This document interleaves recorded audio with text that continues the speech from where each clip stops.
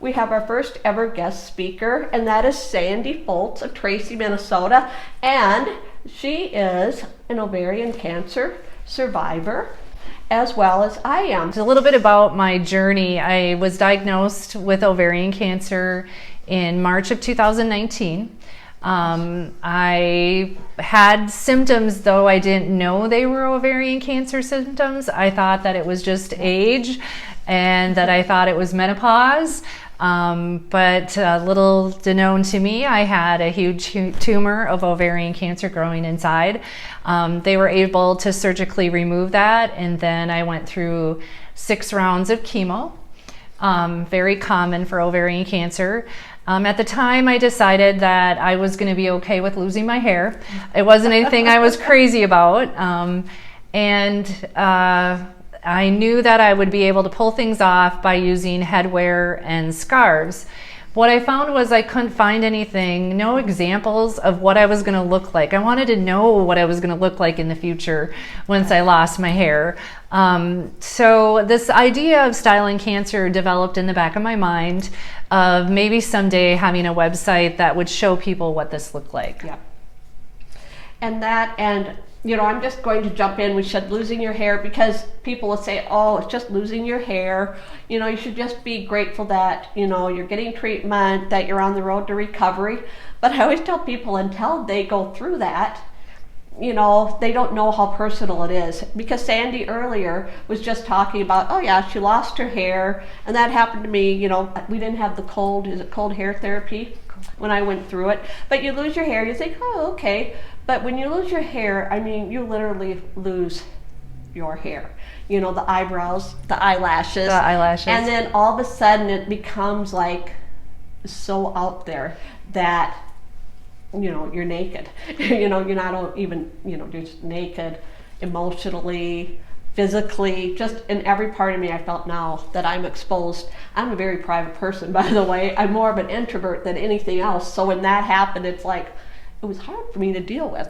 Right. And where I wanted to hide in the closet, you know, I don't want to go out in public and that, because I had no idea how to dress and how to put myself out there in front of people. So now Sandy, I think it's great, has come along, and we did an amazing photo shoot with Sandy today.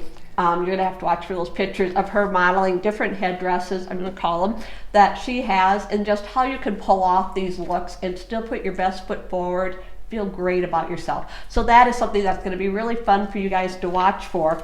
But, you know, I'm just going to say that you say on the blog, Sandy, that you've always loved fashion. And Sandy looks amazing and everything. She always is put together. But, and you know, at Persona, we believe that being intentional with your style really unlocks your key to loving your wardrobe and loving to who you are. So, like, how would you describe your personal style, and when did you discover it? Well, I think my personal style has always been evolving. I've always, I'm one of those people that always likes looking at things and looking to see what's new. And I always like to dabble in things just to try them just a little bit. And I think after I received my cancer diagnosis, and after you go through the loss of your hair and your eyelashes and your eyebrows, you feel, you can do anything and you can try anything. You're not afraid anymore. So I think my style has always been evolving, and I think I've been more confident in what I'm willing to try. Sometimes I think I get carried away. I get hooked on something like an animal print like we're showing from your store is so cute. And then suddenly it's like all I grab is like, oh, I want another one and I want another one. So even though I stick with some of the classics, I really think it's encouraging to try new things and just feel good about yourself. And it is, and you're going to see in some of the styles that she models that she has definitely tried new things and just how she has pulled it off in that. So it's really, it was just a fun morning with Sandy. So this kind of leads into what I wanted to talk about, just confidence.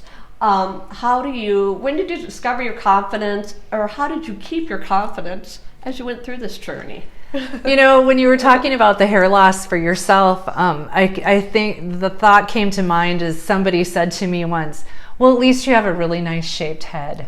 I don't know if that's ever, And I was just like, okay, just that thought. I just wanted people going through this to avoid things like that. That would be like a comment they never heard anymore. Right. I think one of the things that I also tried to wear, my idea was to not only wear the headwear, but I would also try to wear something bright, whether it was lipstick, whether it was a large pair of earrings, whether it was a pair of cheaters, just to bring that focus on things other than my cancer. And day in and day out, people would see me that knew I was going through cancer, and they'd go, "Oh, well, you look good."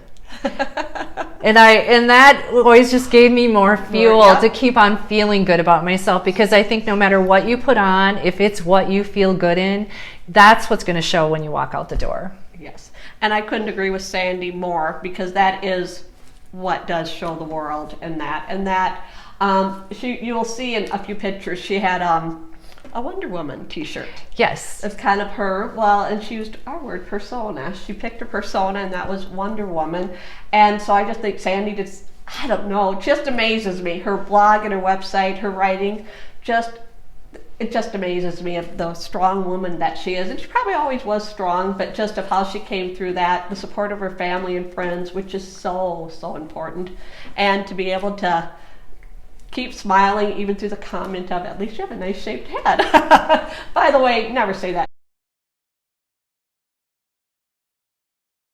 I think the first thing that comes to mind is be consistent. Okay. Whatever it is that you're trying, whether it be a health change, whether it be a work change, or even dealing with cancer, is just be consistent to yourself.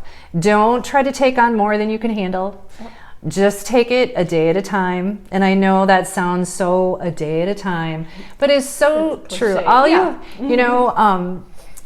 Somebody, a very wise person, told me when I was originally diagnosed, all you have to do is get up, and that's your main thing.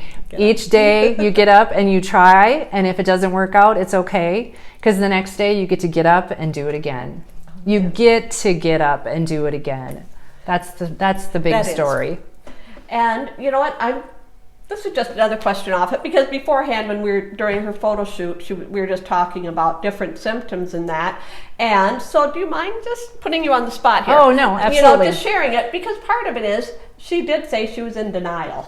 So until she finally went. So this is, it's important to know. They call ovarian cancer the silent killer, because so many people wait too long with the diagnosis, and they end up being a stage 3 or a stage 4. And I was diagnosed as a stage 3. Okay. Yes. That was out there. Yes, it's definitely out there. Just want you to know that that is so common that if people would pay attention to their symptoms, they would get to the doctor sooner and get treatment sooner, and would not be the stage that a lot of us are. So some of my symptoms were very similar to menopause. It was constipation, it was bloating after meals, it was gas. And occasionally when I was doing jumping jacks, because I do a fitness group, I would occasionally feel something shift. And I just thought, again, I had a hysterectomy in 2001, and I thought, well, things are just going south because I'm getting older.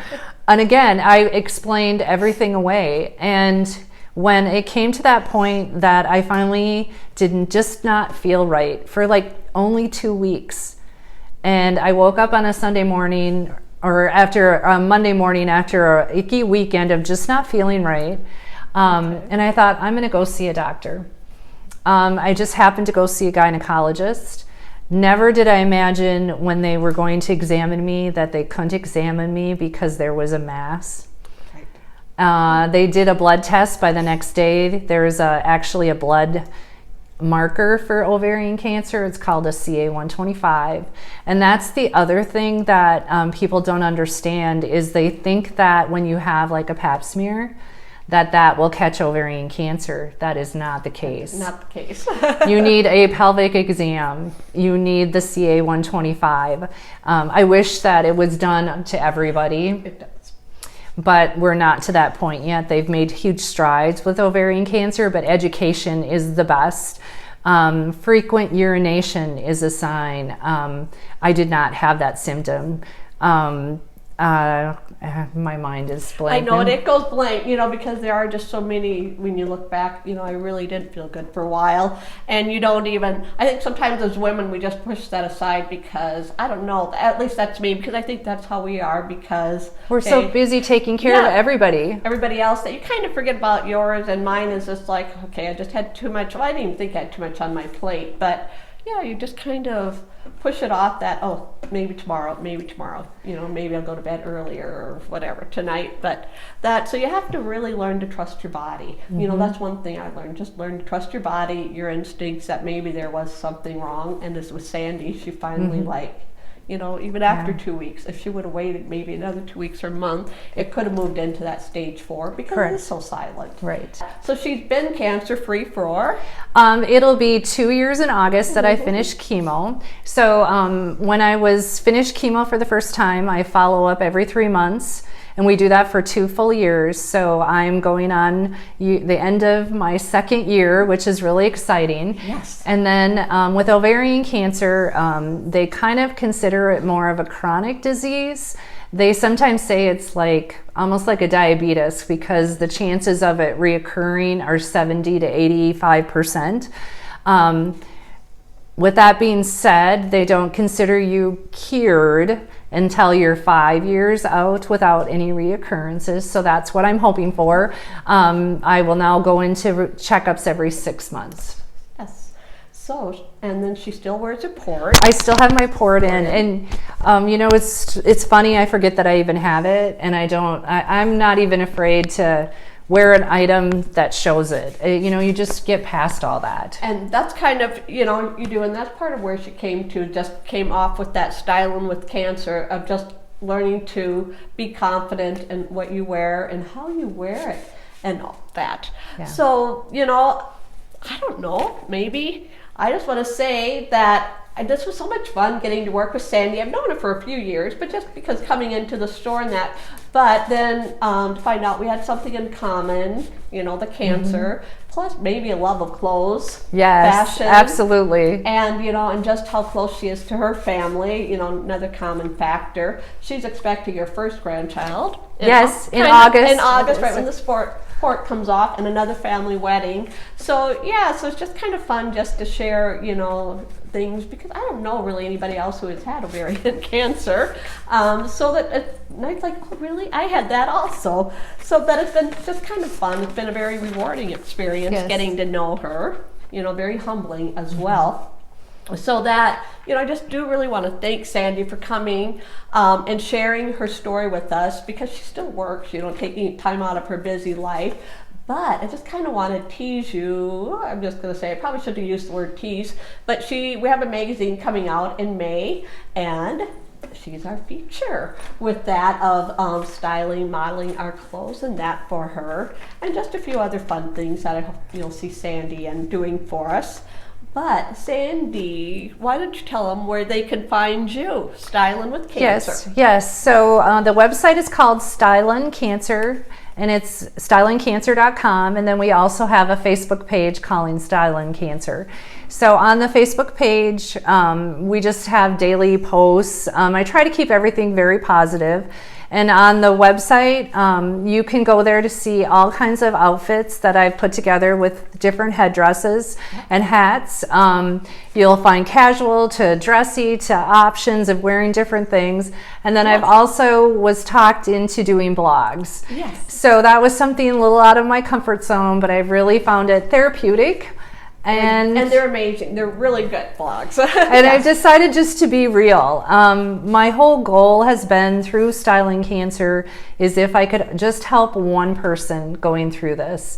And when I made this step to put everything out there, within an hour after I posted, I had one person came back and said, I'm experiencing hair loss, and this is just what I needed. So within an hour, it was like, okay, I'm good. That's all I need to do. So. And that's also whether you're ovarian cancer, another form of cancer, or another health issue. Her website is just it'd be just an amazing place to go and look for info. And I'll just share it. She does have a contact me up there in the header of her webpage. So I don't know how busy she is or when, but yeah, just someone good to talk to. Absolutely. Yes. And with that, once again, I want to thank Sandy for coming. It's been really fun. And I want to thank Lynette from LA Photography. She did a photo shoot for her, as well as letting us use her space for this vlog. So hey, we hope you enjoyed this or got something useful out of it. Don't hesitate to contact Sandy or myself with any questions or concerns. We'd love, love, love to hear from you. And look for her in our May magazine. Have a good one.